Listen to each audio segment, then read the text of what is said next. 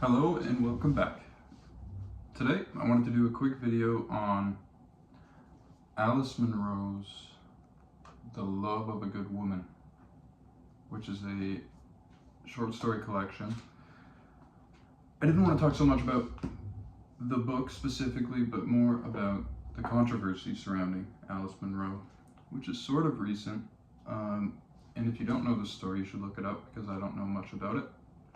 But the gist of it is that Alice Munro, unfortunately, kind of was complicit in her daughter's molestation by Alice's husband at the time.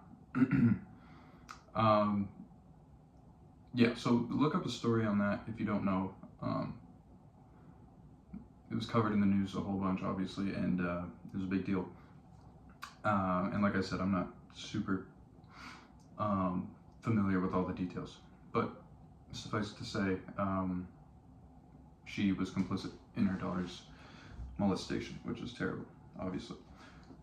What I wanted to talk about more generally was the conversation of separating the art from the artist, which is a difficult topic. It's very complex, of course. And with that, it's not black and white. So I'm not going to give you an answer on I separate the art from the artist or take a definitive stance or anything like that.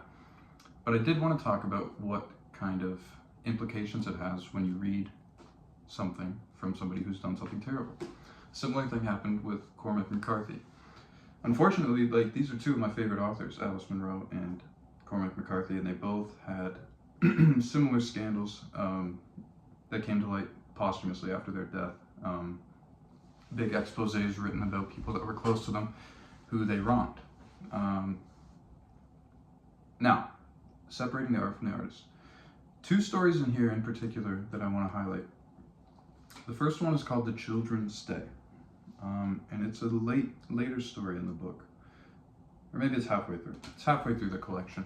The Children's Stay, it's called, and the gist of it is that a woman is on vacation with her husband, her two young children, and her husband's family, so her in-laws, her husband's parents, and they're at this cottage.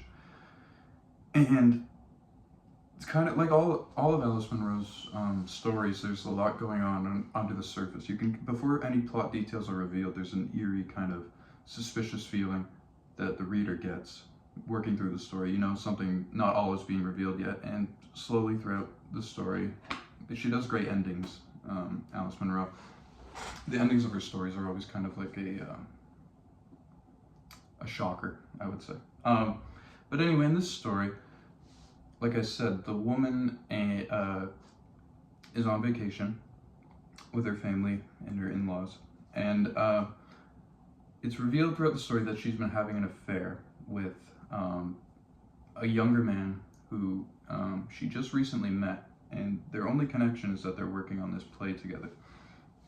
Now, it's implied throughout the story that the wife, before the affair is even revealed, it's implied that the wife is not satisfied in the marriage. She doesn't fit in well with her in-laws. Her father-in-law specifically kind of torments her, actually.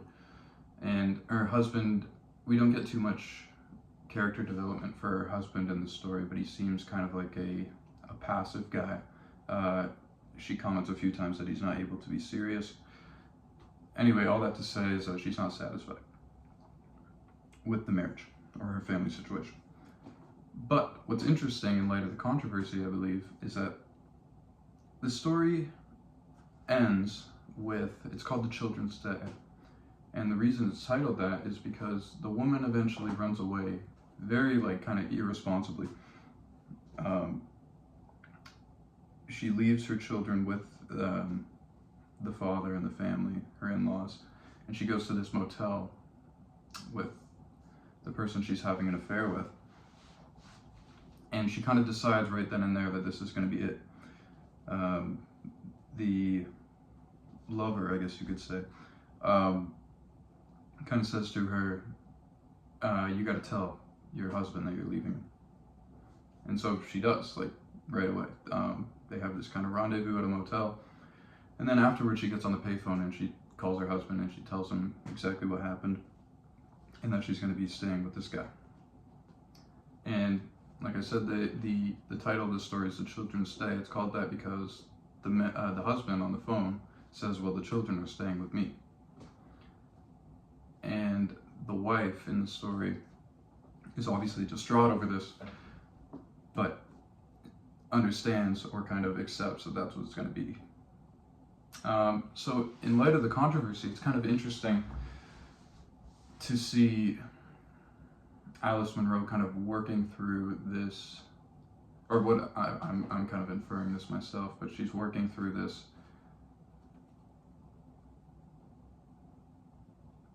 this struggle of putting your romantic interests above your children, let's say.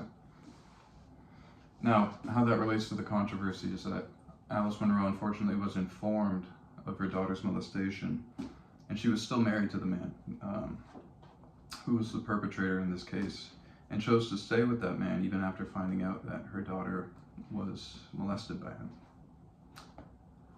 So, separating the art from the artist, I believe when people talk about this topic, or maybe I'm projecting this, but sometimes when this topic is brought up, it's kind of like you can take, or the outcome of separating the art from the artist is that you either condone or continue to consume art from the artist, or you completely abscond them and you don't consume any more art from them, which obviously to me isn't a reasonable or a practical response to this problem. I think separating the art from the artist is impossible in the sense that even if you don't want to completely cease consuming whatever they put out, whatever art they make, it's impossible to not be affected, at least for me, at least to some degree, by what you know about the artist, right? So reading these stories, even if I was completely fine with any artist's wrongdoings, or I didn't think they were a bad thing, or I didn't, whatever, it would be impossible for me to say that knowing that information doesn't affect my reading of the story, at least. Separate from any moral judgment at all. Just knowing that information, specifically with regard to this story, impacts my reading, of course. Like I just said, the analysis or the discussion I just had was in light of what I know about Alice Munro. And like I said, Alice Munro is one of my favorite authors, so it's tough for me to say, oh, no, I won't read her anymore. But it does change my reading. I don't know if it makes it difficult, but it does change it. Another story in this collection is called Riches Stink, which is perhaps even more pertinent to the controversy.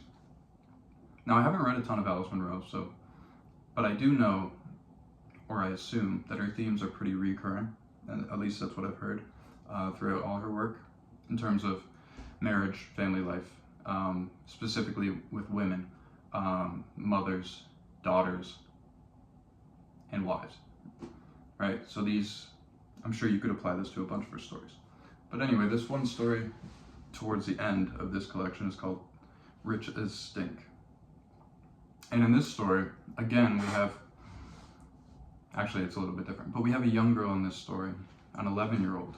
And the first scene of the story, the first information we get about this young character is that she's wearing lipstick and just dressing perhaps provocatively, or perhaps in a more mature way than fits her age, let's say. She's only 11, like I said, but she puts on lipstick and I think she has a cigarette in order to look older. So like I said, right away you can tell that there's something more going on underneath the surface before any plot details are revealed. The first scene is this young girl coming off a plane by herself. I believe it's in Toronto. She's going from BC to Toronto or vice versa. But she wants to shock her mother and her mother's boyfriend by appearing more mature. Now, so right away, this is the first paragraph of the story, and you're thinking, well, this seems a little eerie, it's a little suspicious. So obviously this young 11-year-old girl probably shouldn't be smoking cigarettes and maybe not wearing makeup either. So right away in the story, it's established that this young girl wants to impress, maybe there's a better word for that, but she wants to impress her mother's boyfriend. Not her father, mind you. It's her mother's, so kind of like a stepfather figure. And anyway, in this story, a bunch goes on, but throughout the story, the mother of the young girl is kind of negligent as to her daughter's relationship with her partner, the older man. At one point, the older man smokes weed with the 11-year-old girl without her mother knowing. And the mother kind of sniffs it on the little girl's hair later, and she just doesn't even ask any questions, she just blames it on the husband.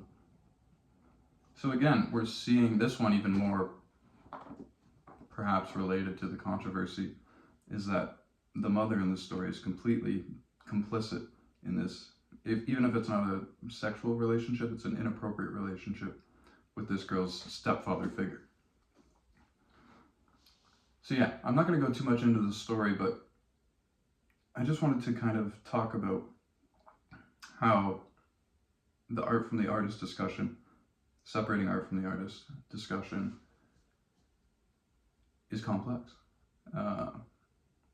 And like I said, I don't have answers, but I wanted to highlight that I think reading something from somebody that you know has done something terrible in the past, even if you don't,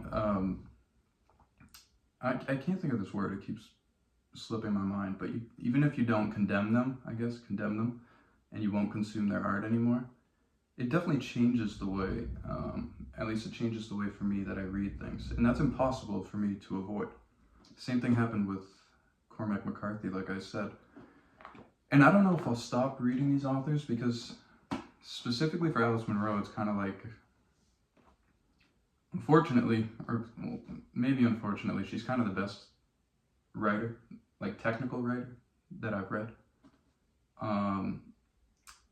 Also, I'm from Ontario, and Alice Munro writes a lot about small town Ontario, small towns in BC as well. So like, the stories are relatable to me in that sense.